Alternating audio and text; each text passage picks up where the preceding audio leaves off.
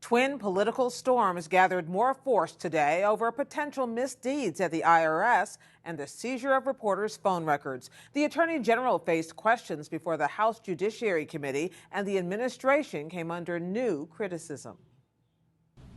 Now, my question isn't about who's going to resign. My question is, who's going to jail over this scandal?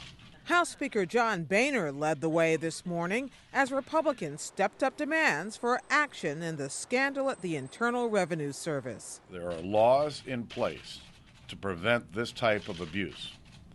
Someone made a conscious decision to harass and to hold up these requests for tax-exempt status.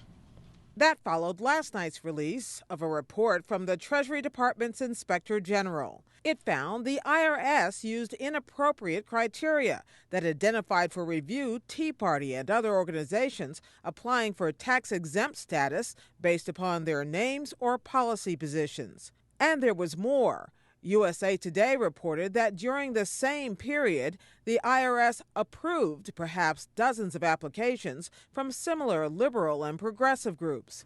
Mr. President.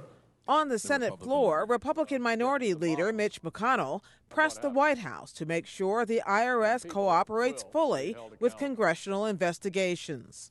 These allegations are very serious.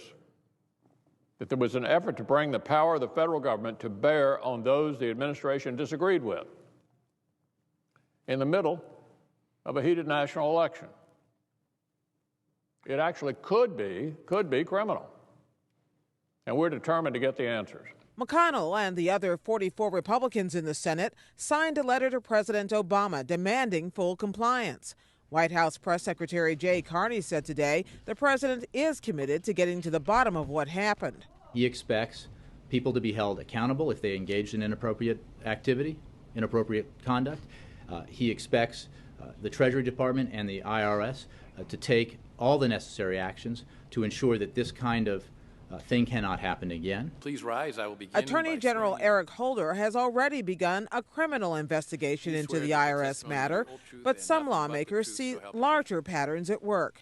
Republican Congressman Steve Chabot of Ohio. I believe there's been a pattern by this administration in not taking responsibility for failures, avoiding blame, pointing the fingers in somebody else's direction. Would you agree with that? No. I thought you might say that. I think a lot of people do, including myself, and I think a lot of members of this committee, and we might be divided, obviously, but these are very significant things which have occurred here, and I would strongly encourage this administration to get out front, get all the facts out, let the chips fall where they may. I would agree with that last part of your statement. It is one of the reasons why I ordered the investigation last Friday, and I can assure you and the American people that we will take a dispassionate view of this. This will not be about parties. This will not be about ideological persuasions. Anybody who has broken the law will be held accountable. Still, House Republicans have frequently accused Holder of stonewalling their investigations, even citing him for contempt.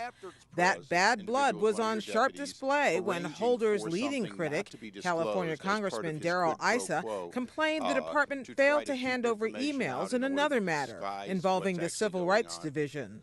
I will certainly look at the request. It's not something that I have personally been involved in, but I'll look at the request and try to be as responsive as we can. I'm sure there must have been a good reason why only the to and from parts were provided. Yes, you didn't want us to see the details. Mr. Attorney General, knowing the to and from, typically do. Knowing the to and... I'm not going to stop talking now. Characterize something as something close to Mr. Chairman, would you inform the witness as to the rules of this committee? Appropriate and is too consistent with the way in which you conduct yourself as a member of Congress. It's unacceptable and it's shameful. Holder also faced criticism from lawmakers on both sides of the aisle about the Justice Department's decision to subpoena phone records from the Associated Press. It's part of an investigation into leaks about a failed terror plot last year. The Attorney General says he recused himself from the probe early on because he was one of the officials who had access to the information that was leaked. Instead, he named his deputy, James Cole, to handle the matter, and Cole, in turn, made the decision to seek the phone records. California Democrat Zoe Lofgren pressed him on that decision. Well, this is both an ongoing matter and an ongoing matter about which I know nothing. So I'm not in a position really to answer that question. But here's what I do think.